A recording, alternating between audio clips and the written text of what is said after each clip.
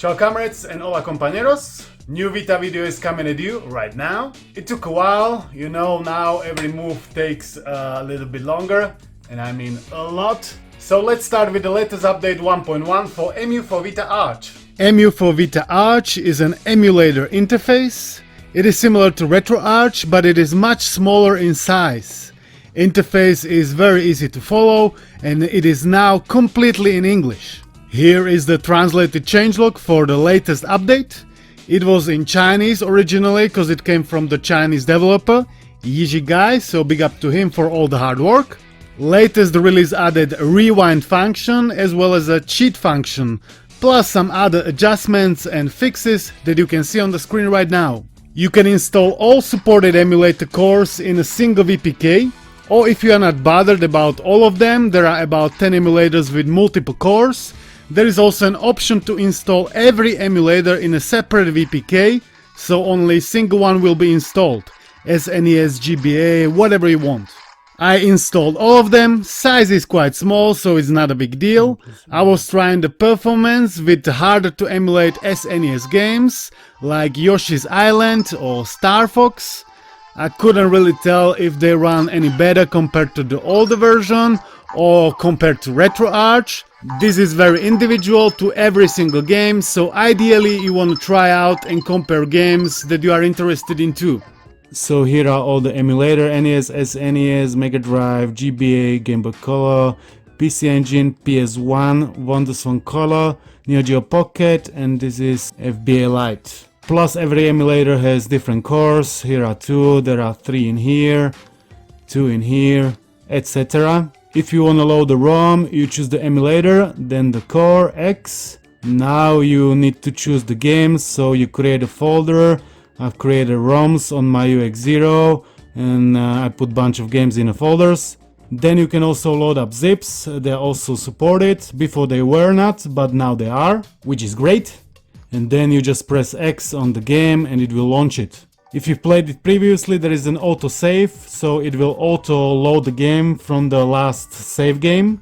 Here are all the settings: resume, reset, exit game. There is some also misspelled in here:Xt to Arch, save states, graphic settings, display size, aspect ratio, graphics shader, graphics smooth, show FPS, overlay mode. You can set up all the controls in here. Here are all the hotkeys. Game speed up is home plus R1. There are also shortcuts for save states and load states, home and triangle and square. Here are all the core options: frame skip disabled, frame skip interval, transparency effects, audio filter, reduce slowdown, hack unsafe. And here are all the miscellaneous settings: auto save state load, yeah, that's enabled, that's good feature. Enable game rewind, that's also good feature. There is also PS1 emulator with PSX reARMed core.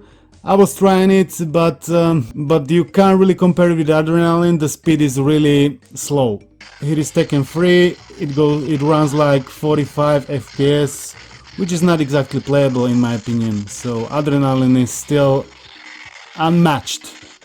I'm glad this project exists and that it still receives updates. Keep up the great work, brother. It's much appreciated. Second, we got a very exciting brand new Flash emulator called Flash Player.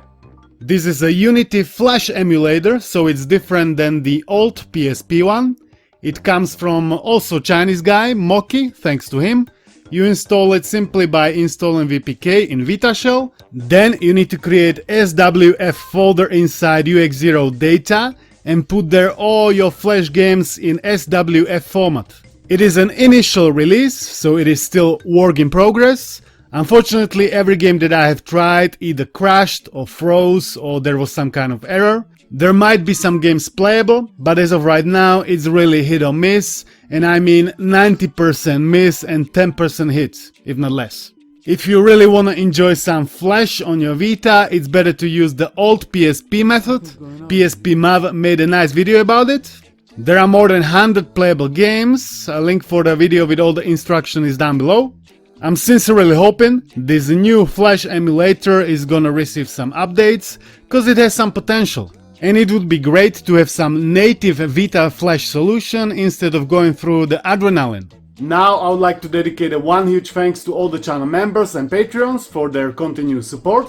I'm not able to do it like usually upside down, but I'm gonna honor your contribution at the end of the video, so keep watching. Third, we got a new release of Minecraft Modded version 1 by Mikado. There are 35 new custom skin packs, 5 new glide maps, new PSN status.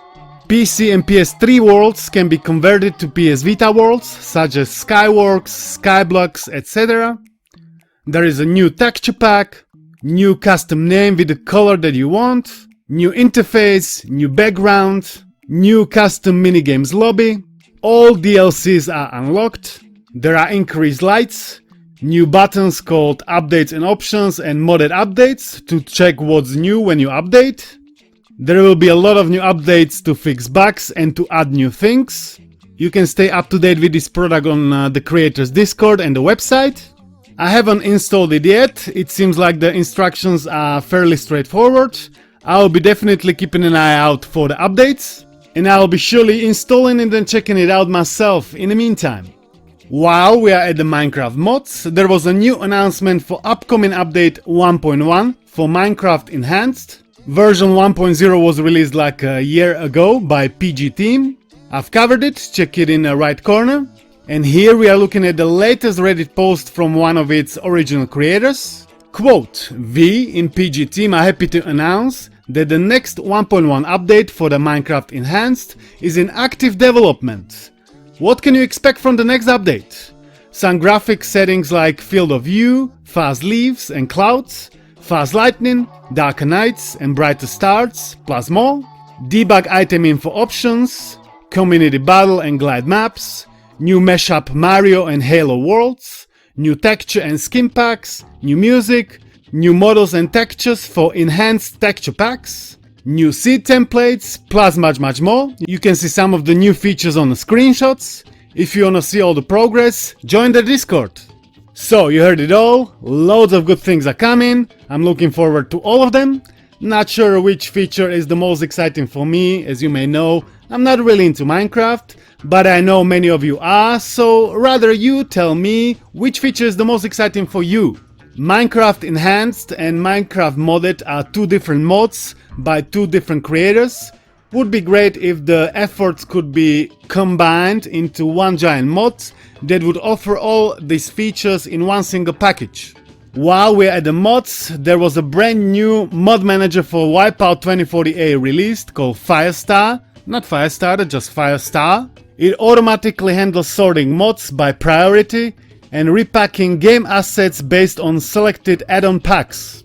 It runs on PC or laptop and it allows easy installation of mods even for beginners. So you're gonna install it on your PC, then you're gonna download Firestar compatible mod like XP Rebalance, Pepsi mod, HD skin, custom soundtrack, etc.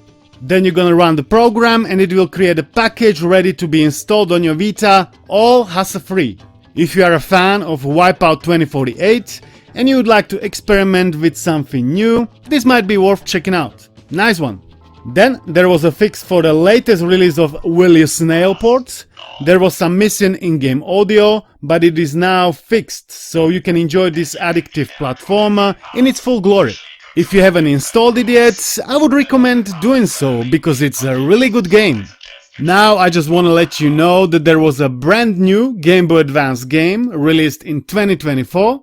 It is called Kien, and it is an action platformer with RPG elements.